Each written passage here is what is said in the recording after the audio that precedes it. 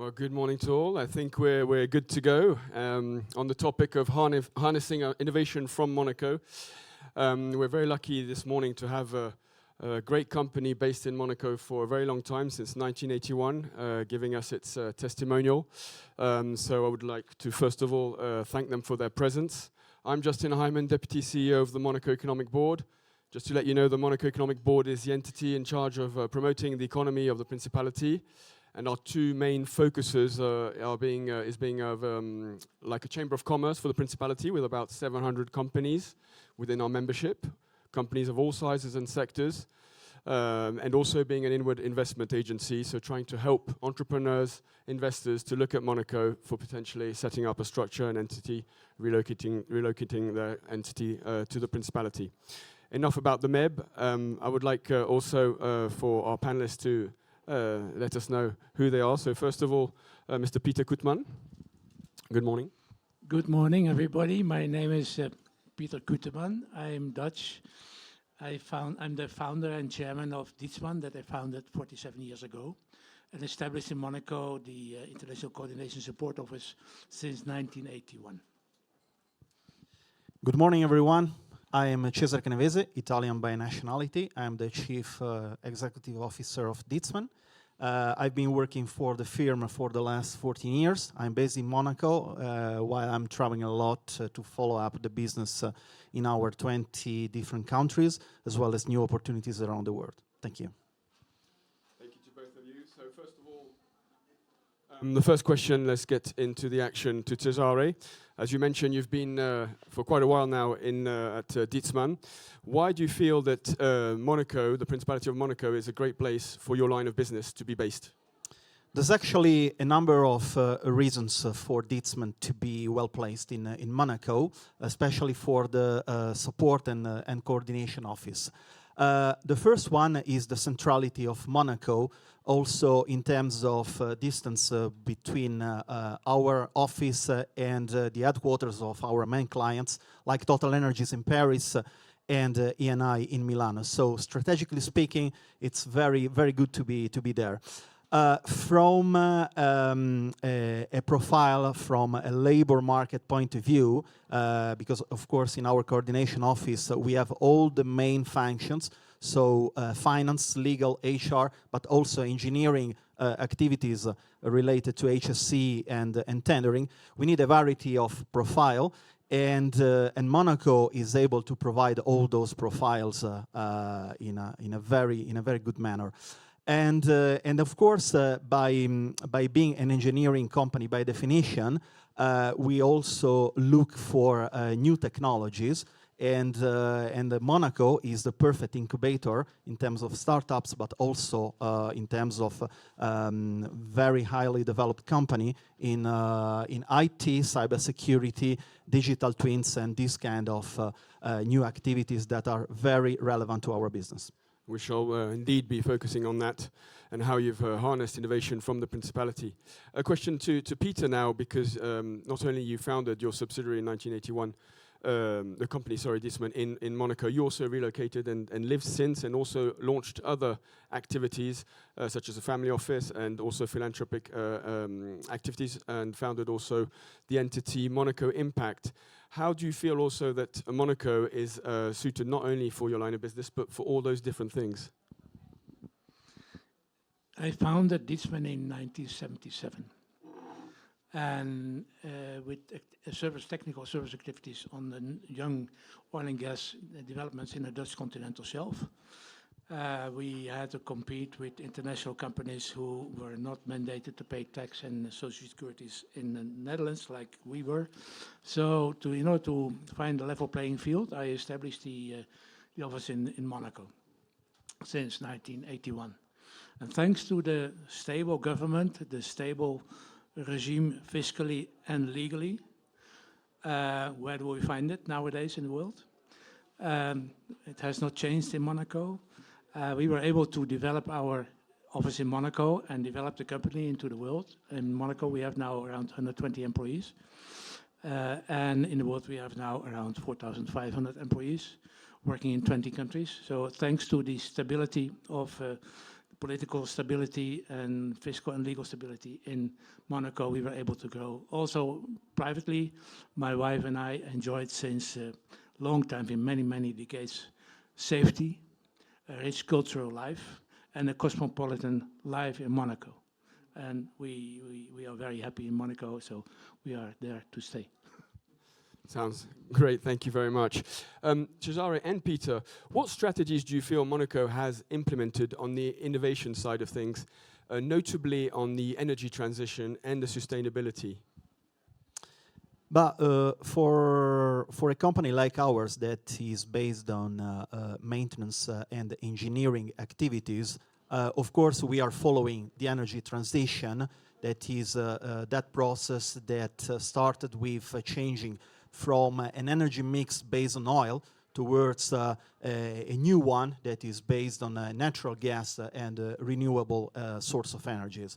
Of course, it's a big challenge, also from a digital point of view, because the target of reducing the emissions can only be achieved by introducing artificial intelligence and new ways of maintaining those assets through data analytics and also the introduction of assets like the robots that are part of our group. And Monaco, thanks to the presence of a multicultural environment, as well as a cosmopolitan environment, is able to attract talents, not only from an engineering point of view, but from many different trades. That gives, to me and to my colleagues, the undeniable advantage to discuss with them, to learn from new ideas, to share our business model and our technical model. And I think it's a great opportunity also, thanks to the different events in terms of new technologies, to help us develop our new business model. So yes, the fact that Monaco has embarked on a digital transition with this extended Monaco Smart Principality program has been highly beneficial to Dietsmann. You believe that the creation of, for example, Monaco Tech, Monaco Boost, has also been something that been very worthwhile to Dietsmann? For sure, for sure. We have recruited several alumni from the International University of Monaco. I'm also in the board of the International University of Monaco. Very proud of that. Yes, we are. Dietsmann is a maintenance engineering company. Originally very active in the traditional oil and gas sphere, but developed also into the conventional power, nuclear, and even experimental fusion in south of France, in Cadarache. We are involved, and in partnership with Stellantis, Total Energies, and other partners in the development of hydrogen mobility with the Automobile Club de West. So we are involved in all sorts of technologies. Our technology, we have also a robot company replacing people in dangerous sites. These robots are intelligent robots. They can detect microleaks of methane, especially in oil and gas plants. It's very important. Methane is a very, very poisonous greenhouse gas. It's not only CO2 that we are trying to avoid by better maintenance, less flaring, less unscheduled stops with our maintenance technology, but also detecting microleaks of methane with our robots, and then we can make interventions to stop the microleaks. We are a member of an international association that has a target to stop all methane emissions in our industry by 2030, and we are an active member of that. We contribute to the technology. It's tomorrow. 2030. Yeah, that's quite quick. But yeah, we are therefore we are a strategic partner with some major oil companies to do that. You know, the thing is not our task is not to reduce oil and gas production. Our task is to reduce the emissions accompanying the production. It's the emissions that are the problem. And we all know, we can deny it or not, but we are hooked to oil and gas for decades to come. So pragmatically seen, the only thing we can do is to reduce emissions. And that's our core task. And that's why we are, as Dietsmann, in the middle of this transition. Indeed, could you maybe, Cesare, talk about this robot that you've been working on now for a few years with this Austrian startup that you've incubated and then taken within the group? Sure. We have the 3 different versions of those robots. They are mainly robots that can operate in explosive atmosphere. That is very relevant to the oil and gas as well as the power sector. This is undeniably an advantage for those devices to be sold and to be rented to our clients. The main task of our robots is, of course, patrolling the assets in the search for gas leaks, but also in the search of troubles. So they can replace the human beings wherever the dangers are too high. That's undeniably also from an agency point of view a big step up. They can also be deployed to very remote areas like in the desert, but as well as on the platforms, unmanned platforms in the ocean or in very remote areas from the landline. And that would reduce, of course, the emissions for the crews to travel back and forth from the land, as well as the necessity of entertaining all these activities for the crew to stay aboard. So the logistic aspects can be cut by 50% at this time, but the target is to cut them by 100% in the next few years.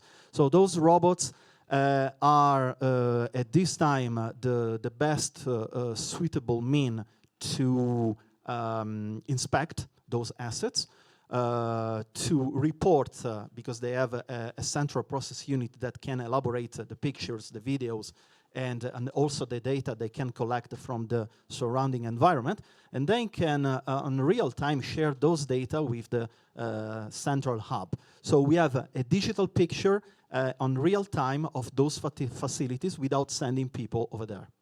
So yes, reducing emissions, sustainability, and also safety, trying to make it as safe as possible for your teams. Absolutely, for our clients and for us as well, safety is paramount, of course. Emissions is by then. So these 2 things can also contribute in making Dietsmann as a unique value proposition company. Of course, our clients, not only Total Energies and Eni, but also Chevron, ExxonMobil, and a number of other companies are very demanding because the competition is extremely high. They have to be compliant with several changing rules in terms and requirements in terms of emissions, but also safety, security. So we try always to follow this trend to be somehow very, very collaborative with them. Very well. Well, on the other side of the coin, then, where do you think Monaco needs to improve? What challenges on the innovation front can Monaco overcome in order to remain at the forefront of innovation? To me? Yes? Okay. Okay, thanks, Justin. Yes. Well, Monaco is one of the few small countries where the majority of residents are affluent and well-educated residents. And if Monaco succeeds in federating this enormous rich pool of people in contributing to Monaco and the society as a whole, Monaco can become a very strong soft power. And that's also the goal of my association that I started in 2014. I enjoyed, like I said, the life in Monaco, the stability, the security, etc., the good government and good government support that we had. So I thought, as an entrepreneur, we need to protect Monaco. We need to do something back to Monaco. Okay, as a Dutch, I don't pay income tax in Monaco, which is a big advantage, but I want to do something back. There must be people like me in Monaco that have the same feeling. So I started an association called Monaco Impact that initiates and supports big social impact projects with our members. One of the projects that we support and that we do now in association with the University of Monaco and the Musée Oceanographique and the Fondation Albert II is the Monaco Ocean Protection Challenge, now 2025 in the 7th edition. It's becoming bigger and bigger. This year we will have 60 universities of the world delegating students that do the challenge for the best plan, best business plan, based on cleaning of oceans, ocean protection, but also on communicating to the young generation the importance of healthy oceans, which is in line with the targets, of course, of our sovereign prince. And we are very proud to be part of that. So as a Monaco resident, and I think many of our residents, we are keen to do something back for Monaco, not only for Monaco, but also for the world, to become a big soft power. Thank you, Peter. Would you like to add, Cesare, or? I think that from an operational point of view, that is quite close to me in my function. The size of Monaco has never been a limit, a problem. Conversely, the density of talents, the large availability of talents is key for Monaco. So I think that comparing Monaco to larger entities in terms of challenges would have never been a problem in the past and won't be a problem in the future. Because of course, in a very small place, you can find really very different opportunities. Monaco Tech is one that we mentioned before, but there's a number of other opportunities in the different trades. So also in the commercial trade, the legal activities, bankers, insurance. So to run the business from the principality is very effective. Small is beautiful, or very small is very beautiful. Absolutely. So you believe that Monaco can leverage its cosmopolitan population, its 130 nationalities, to convince other investors, entrepreneurs to look at setting up an entity or structure, something for you it's a very strong point, to access this talent pool. That's for your message. Indeed. Sure. Yes, absolutely. I think this is what is the main force of Monaco and the support of the government in Monaco is great. I mean, we have businesses and companies in 20 countries, and usually the government is an obstruction. And in Monaco, it's very cooperative and very helpful and open to dialogue. There's one big challenge that we all experience, and that's a challenge. You know, corporate life is becoming more and more complicated by the day. Everybody that's in business understands and suffers under the avalanche of new bureaucratic European and international regulations. And also Monaco is not immune for that. And I think that the big challenge for Monaco, and they're doing their best, is to communicate and explain the absolutely necessary regulations and new procedures, especially in the finance, and we have to explain every client with the KYC, etc. Said now Monaco is suffering under an avalanche of new rules. And I think Monaco can facilitate that by better explaining and even mitigate and minimize the pressure on small entrepreneurs and startups, because that's a big they spend a lot of time lost to expand your business in meeting this regulation. That are, of course, we have to meet them, but Monaco might better to facilitate the smaller companies. Yes, companies. You're absolutely right. It might be something that to look at. Perfect. Well, one last question, perhaps. So, do you feel comfortable in saying that Dietsmann can remain in a leadership role within its industry and continue growing and developing from Monaco and use it, from what I understand, as a fantastic business platform and a hub? I trust so, for the simple reason that our unique value proposition is the integration of very different work packages. And thanks to the digitalization, is something that is becoming more and more affordable to any companies, and there's no difference for Dietsmann.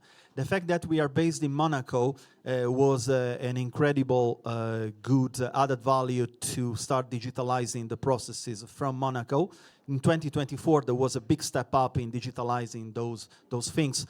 So successful that we in 2025 we will start developing those things all around our small world, so in the 20 different countries.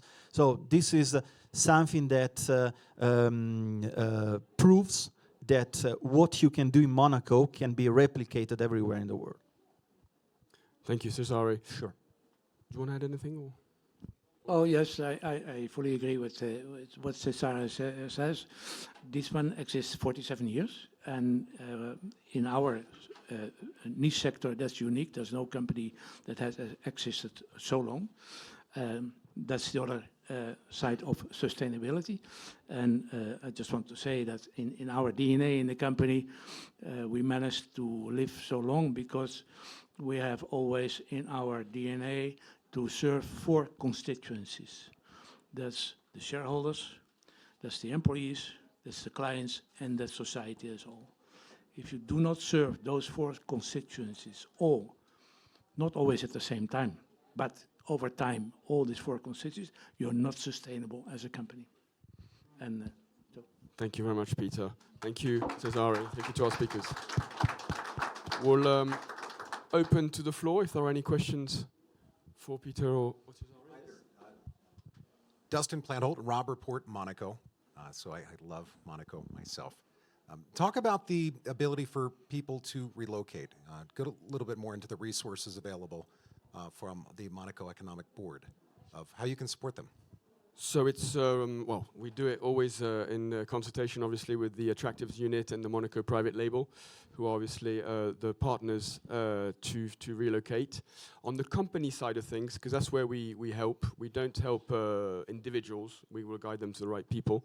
But on the company side, yes, we'll look at their business plan. We'll put them in touch with the right people, whether it's at ministry level or private sector level. For example, anyone that wishes to set up a company in Monaco needs to have an office address to create a company. He'll also have to open a bank account within a Monegasque bank. He will also have to fill in some applications and go through some due diligence, obviously. But anyone that and have some expertise, obviously, in the sector. But anyone that does propose those criteria can look at creating an entity in Monaco, and we're there free of charge and completely confidentially can help them along that way. Thank you.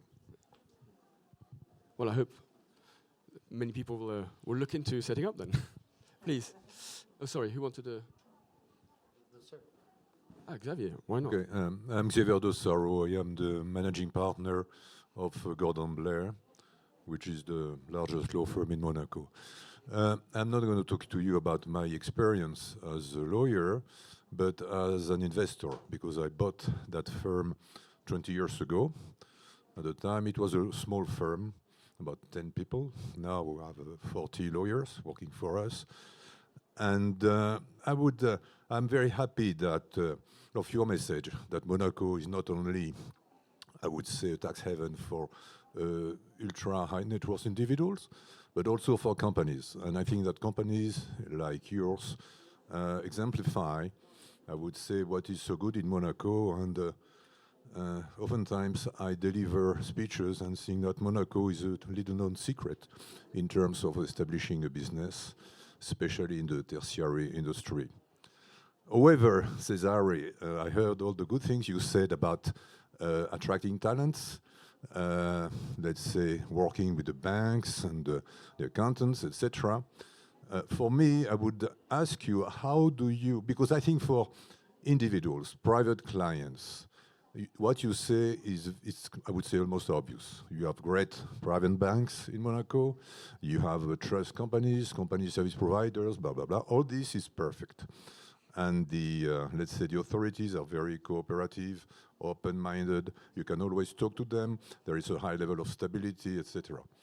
The challenge we have, well, either myself as a businessman, because again, I am 50 people, I am a dwarf as compared to big Anglo-Saxon firms, but I'm big in Monaco. The challenge we often have as businesses is the Monaco ecosystem for businesses, precisely banks. Let's take the example of banks.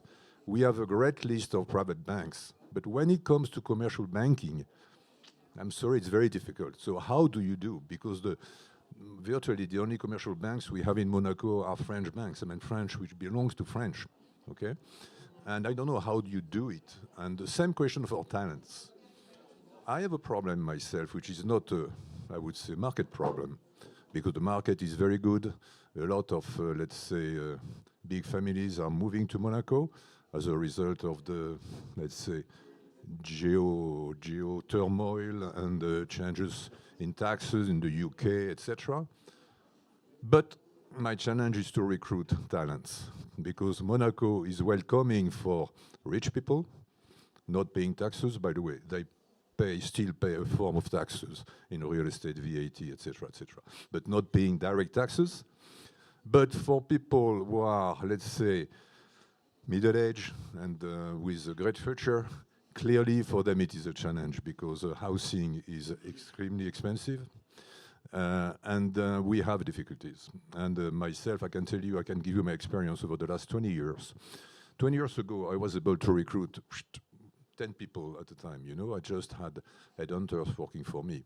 Today, it's a drop. Every time I recruit one person, I'm very happy. I have difficulties in attracting people. So I would be interested in knowing, I mean, how do you do? Because you seem to be pleased with the attractiveness of Monaco for younger and bright professionals. And how do you do with the banks?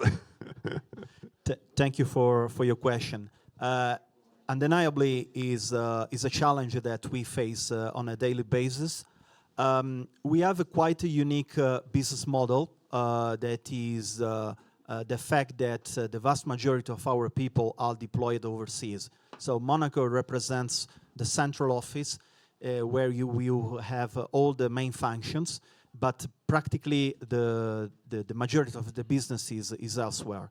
So by attracting talents in Monaco for Dietsmann means that you recruit them, you somehow train them, you make them become familiar with our specific operational environment, and then you deploy them overseas. This is something that happened to me some years ago, and it's a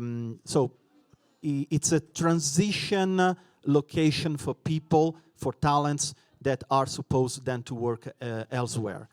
The functions that remain located in Monaco, where you still need talents but they are more stable, are of course the HR, although some of them can be relocated in the group.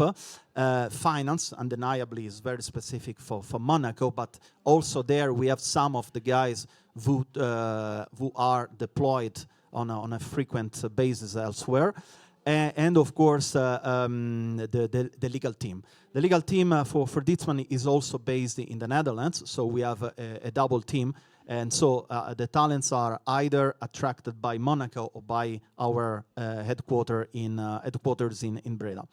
For the banks, of course, we have a collaboration with those French bankers that you were telling before.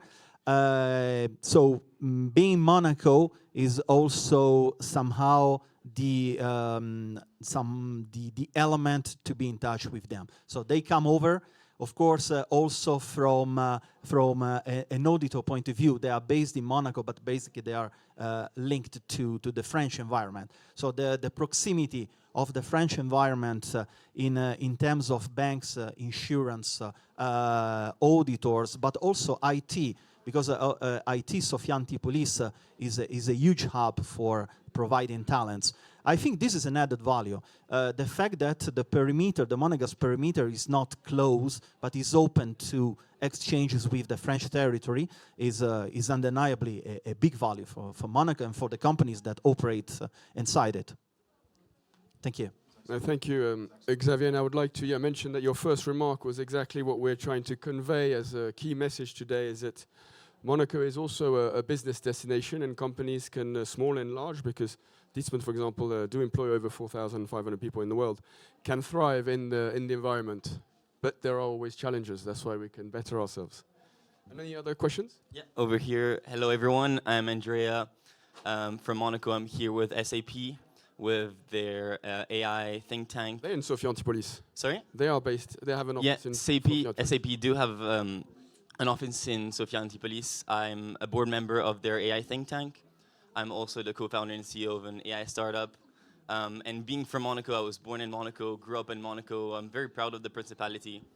But at the same time, with my AI startup, we're not based in Monaco. And so I was curious, where do you see the vehicles of innovation in Monaco and how have those materialized?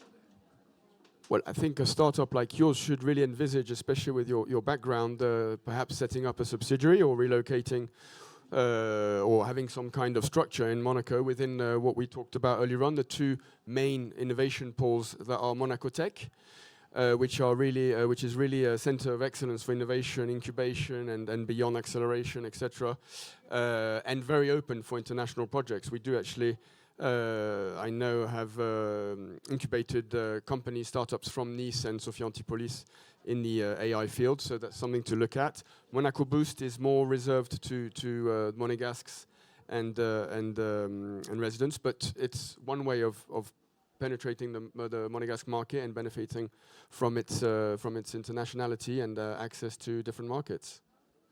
So if you want, we can put you in touch very quickly with Monaco Tech and its director, Sandrine Sauval. Yeah, definitely. I think we've run out of time. Thank you very much. It was really, really interesting. Thank you for all your kind words to Monaco. And I have to say to Xavier, because in fact he is trying his most to bring attention to his own panel that is going to be with Mr. Laure, who is the president of the Banking Association. So just stay tuned because We'll re-ask the question then to Mr. Laure. Exactly. And just be reassured, we have a very, very fine ecosystem of experts that can help to face all the challenges. Thank you very much.